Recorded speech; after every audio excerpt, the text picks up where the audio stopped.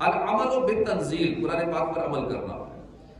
یہ بھی بہت اہم اور انتہائی مسئلہ ہے۔ امام شعرانی فرماتے ہیں اللہ کے نیک بندوں کے اخلاق میں سے ہے کہ جب انہیں قرآن و شریعت کی روشنی میں کسی کام کا واضح حکم ہوتا ہے تو وہ کرتے ہیں، اگر واضح حکم معلوم نہیں ہوتا اس وقت تک وہ کام نہیں کرتے، انہیں ڈاؤٹ ہوتا ہے پتہ نہیں شریعت نے کیا حکم دیا۔ بخاری اور مسلم کی روایت ہے،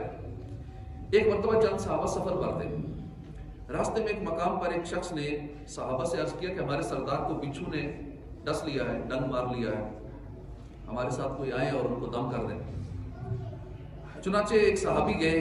انہوں نے جا کر سورہ فاتحہ پڑھ کر اس مریض پر دم کیا۔ تو کہتے ہیں نا دم میں کیا رکھا ہے، شرک ہے، بدعت ہے، تو دم میں بڑا دم ہوتا ہے،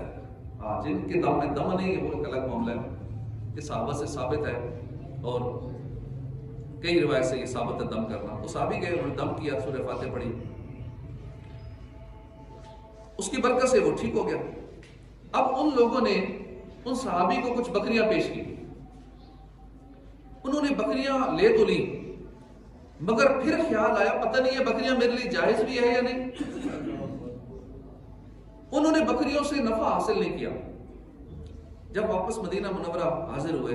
حضور کی بارگاہ میں ساری صورتحال عرض کی، حضور نے ان بکریوں سے نفع حاصل کرنے کی اجازت عطا فرمائی، تب وہ مطمئن ہوئے اور ان بکریوں سے فائدہ اٹھایا۔ صحابہ کا تقویٰ دیکھیے کہ دم کے بدلے میں انہوں نے بکریاں دی،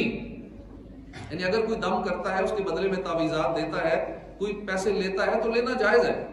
اب جو تعویذات ہمارے یہاں فری میں دیے جاتے ہیں وہی تعویذات 4-4 5-5 لاکھ روپے میں دیے جاتے ہیں اور اس کی قدر زیادہ ہوتی ہے، میں نے 4 لاکھ میں تعویذ لیا ہے۔ کوئی نقش ارکانہ اور دیگر اس طرح کے تعویذات جب پیسوں کے ملتے ہیں بڑی اس کی قدر ہوتی ہے اور بڑا پھر وہ پروٹوکول بھی دیتے ہیں دینے والے کو، لیکن جب فری میں مل جائے تو پھر اس کو قدر بھی نہیں ہوتی، پھر آتے جو گم ہو گیا تھا ایک اور دے دیں، پتہ نہیں کہاں چلا گیا، سنبھال کے نہیں رکھا، تو فری میں ملا ہے اس لیے نا سنبھال کے رکھا جاتا ہے، نا توجہ دی جاتی ہے، تو تعویذات کی اچھی خاصی قیمت لوگ لیتے ہیں، تو ٹھیک ہے لینا جائز ہے، یہ ثابت ہے۔ ان صحابی کو بکریاں دی گئی، حضور نے فرمایا ٹھیک ہے جائز ہے، آپ نے دم کیا انہوں نے بکریاں دی، جائز ہے۔ لیکن یہاں سمجھنے کی بات یہ ہے کہ صحابی کو جب مال ملا تو انہوں نے یہ نہیں کہا ٹھیک ہے آ رہا ہے تو جیسا ہے ویسا، جیسے ہماری سوچ ہوتی ہے ٹھیک ہے مال آ رہا ہے، سوچتے نہیں ہے کہاں سے آ رہا ہے، کیسا آ رہا ہے، جائز ہے ناجائز ہے، حلال ہے حرام ہے، وہ رکے جب تک شرعی حکم نہ معلوم کر لیا تب تک اس مال کو ایکسپٹ نہیں کیا، فائدہ نہیں اٹھایا۔ کاش ہم بھی اپنی عادت بنا لیں، جب تک شریعت کی روشنی میں کسی چیز کا حکم معلوم نہ کر لیں، جب تک ہمیں کنفرمیشن نہ ہو جائے کہ یہ کام جائز ہے یہ حلال ہے، اس وقت تک وہ کام نہ کریں۔ ہمیں آفرز آتی ہیں آئے دن، یہ کریں اتنے لاکھ ملیں گے، یہ کریں اتنے کروڑ کما لیں گے، یہ پیکج ملے گا وہ پیکج ملے گا، یہ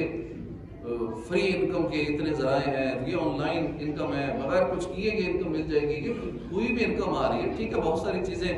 ہوتی ہیں، ہو رہی ہیں، لوگ کما رہے ہیں،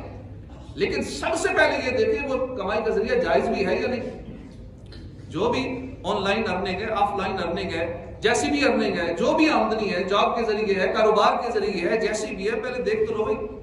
جائز ہے یا نہیں۔ بس جیسی کو نئی آفر آئی، فلاں جی کرپٹو کرنسی آ گئی، بٹ کوائن آ گیا، فلاں فارکس ٹریڈنگ آ گئی، یہ کر لیں وہ کر لیں، چپ کر کے کر لیتے ہیں، بھائی پہلے دیکھو جائز ہے یا نہیں۔ اور پھر جائز میں بھی ہر ایک کے فتوے نہیں دیکھ لینے چاہیے، مخصوص کچھ لوگ ہیں جو لاکھوں روپے میں فتوے دیتے بھی ہیں، جو صحیح دارالفتہ اہل سنت کے فتوے ہیں اس کے مطابق دیکھ کے تو پھر وہ چیز کرنی چاہیے۔ اچھا بعض بات کہیں کو سمجھایا جائے یہ ناجائز ہے، چونکہ انکم زیادہ آ رہی ہوتی ہے ان کو، تو پھر ان کو اچھا نہیں لگتا ناجائز بتانے والا، مجھے لاکھوں روپے ماہانہ آ رہا ہے مفت کا، تو یہ انہوں نے منع کر دیا، تو پھر منع کرنے والا بتانے والا، بھئی آپ کو بتایا جا رہا آپ کی آخرت کی بہتری کے لیے، حلال کا تھوڑا ہوگا اس میں برکت ہوگی، حلال کا تھوڑا سا ہوگا اس میں برکت ہوگی، حرام کا کروڑوں روپے کما لیں گے برکت نہیں ہوگی، سکون نہیں ہوگا، دنیا میں بے سکونی، آخرت تو برباد ہونی ہے، اپنی آخرت کو دو پہ لگاتے ہیں۔ اس لیے ہمیں کوئی بھی کام چاہے انکم والا ہو یا اس کے علاوہ کوئی معاملہ ہو، پہلے شریعت کا حکم دیکھ لیں کیا ہے، اس کے بعد اس پہ عمل کریں۔ تیسری چیز مولانا نے فرمایا قناعت، القناعت بالقلیل، تھوڑے پر قناعت کر لینا، قسمت پر راضی ہو جانا، یہ بھی تقوی کے لیے بنیادی مسئلہ ہے۔ بہت سارے ایسے گناہ ہیں جو حرص کی وجہ سے ہوتے ہیں،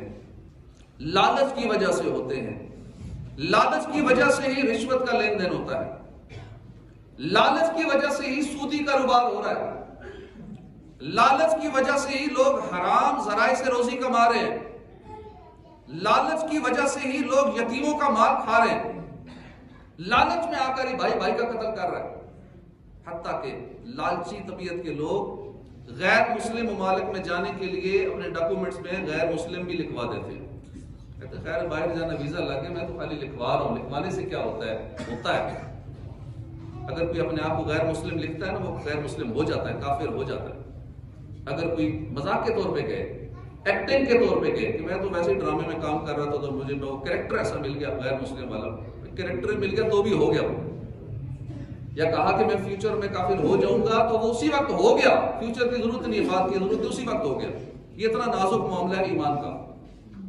لیکن لالچ میں آ کر لوگ غیر مسلم لکھ دیتے ہیں ڈاکومنٹس کے اندر۔ لہٰذا جو بندہ اللہ کے دیے پر راضی ہو جائے تو وہ خوش نصیب ہے، وہ متقی ہے۔ جو لالچی ہو، اللہ کے دیے پر راضی نہ ہو، جو قناعت اختیار نہ کرے، اس کا گناہوں سے بچنا انتہائی دشوار ہے، کیونکہ وہ قناعت تو کر نہیں رہا۔ جو اللہ نے دیا ہے ٹھیک ہے، کم ہے زیادہ ہے جیسا ہے، آپ نے محنت نہیں کی، اپنی زندگی میں ٹائم ضائع کر دیا، جوانی ساری فضولیات میں بیکار، 40-50 سال کی عمر میں آ کے کہتے ہیں میں امیر ہو جاؤں۔ بھائی امیر ہونے کے لیے محنت کرنے کے دن گزر گئے،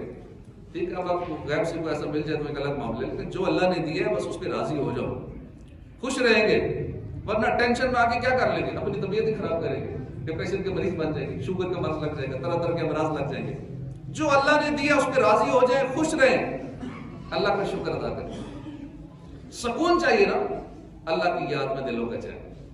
الا بذکر اللہ تطمئن القلوب، سکون کے لیے سارا کچھ کر رہے ہیں، دولت کے پیچھے کیوں لگے ہیں؟ سکون مل جائے، زیادہ مال ہے سکون مل جائے، شہرت کیوں چاہیے؟ سکون مل جائے، فلاں منصب مل جائے سکون آ جائے گا، بڑا عالیشان گھر بنا لو سکون مل جائے گا، بڑی سی گاڑی آ جائے سکون۔ ان چیزوں میں سکون نہیں ہے، سکون صرف الا بذکر اللہ تطمئن القلوب، اللہ کی یاد ہی میں دلوں کا چین ہے۔ تو جب چین اسی میں ہی ہے تو کیوں نہ پھر اسی کو اپنی سے اپنا لیا جائے، اللہ کے ذکر میں ہمارا زیادہ وقت گزرے، خاص کر صبح کا وقت جو ہوتا ہے اللہ کی عبادت میں گزاریے، چونکہ صبح کا وقت رزق تقسیم ہونے کا وقت ہے، شام کا وقت یعنی عصر کے بعد کا وقت یہ روحانی رزق تقسیم ہونے کا وقت ہے۔ یہ دونوں اوقات ہم غفلت میں گزار دیتے ہیں، نہ مالی سکون نہ روحانی سکون، دونوں چیزوں سے محروم ہو جاتے ہیں۔ تو صبح کا وقت اگر ہماری سوئے رہنے کی عادت ہے، نمازیں چھوڑنے کی عادت ہے، فجر چھوڑنے کی عادت ہے، تو اس عادت کو اپنی زندگی سے نکال دیں، اس کمفرٹ زون سے نکل آئیں۔ اس لیے تو پریشانیاں ہیں کہ فجر ہماری بستر میں، اگر بالفرض کئی نمازی ہوتے بھی ہیں، 4 پڑھتے ہیں، 5ویں بستر میں گول ہو جاتے ہیں، پھر کہتے ہیں یہ بھی پریشانی ہے وہ بھی پریشانی ہے، گھر میں ٹینشن ہے، بے سکونی ہے، پوری نہیں پڑتی۔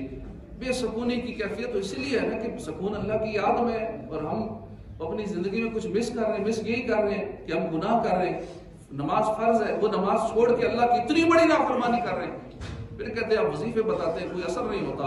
اتنے عرصے سے فلاں عمل کر رہے ہیں اثر نہیں ہوتا۔ پہلے اپنے گناہوں سے سچی توبہ تو کریں،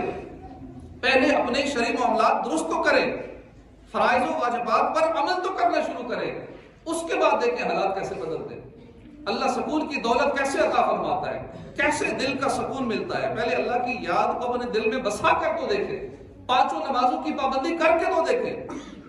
پھر دیکھیں کیا کچھ ملتا ہے۔ اب تو عبادت کا مہینہ، عبادت کا سیزن چل رہا ہے، آگے رمضان شریف تشریف لانے والا ہے، اب تو اپنے آپ کو بدل لینا چاہیے، سچی توبہ کر کے رو رو کے اللہ سے معافی مانگے، یا اللہ اپنی زندگی کو روٹین تبدیل کروں گا، میں تہجد کی سعادت حاصل کروں گا، انشاءاللہ اشراق و چاش توابین کے نوافل ہی پڑھا کروں گا، انشاءاللہ علم دین سیکھوں گا، اپنا قرآن پاک درست مخارج کے ساتھ سیکھوں گا۔ روزانہ یہاں پہ علم دین کی حلقے ہوتے ہیں، نمازوں کے بعد خوش نصیب لوگ بیٹھتے ہیں، سیکھتے ہیں، روزوں کے مسائل سیکھتے ہیں، تو آپ سب کو دعوت ہے آپ علم دین سیکھیں، یہاں خود سیکھیں، بچوں کو بھیجیں، بچوں کے لیے الگ سے انتظام ہے، لیڈیز کا الگ سے انتظام ہے، تو علم دین سیکھنے کے لیے خود بھی آئیں، اوروں کو ترغیب دلائیں، اللہ پاک ہمیں عمل کی توفیق عطا فرمائے، آمین بجاہ النبی الامین صلی اللہ تعالی علیہ وسلم۔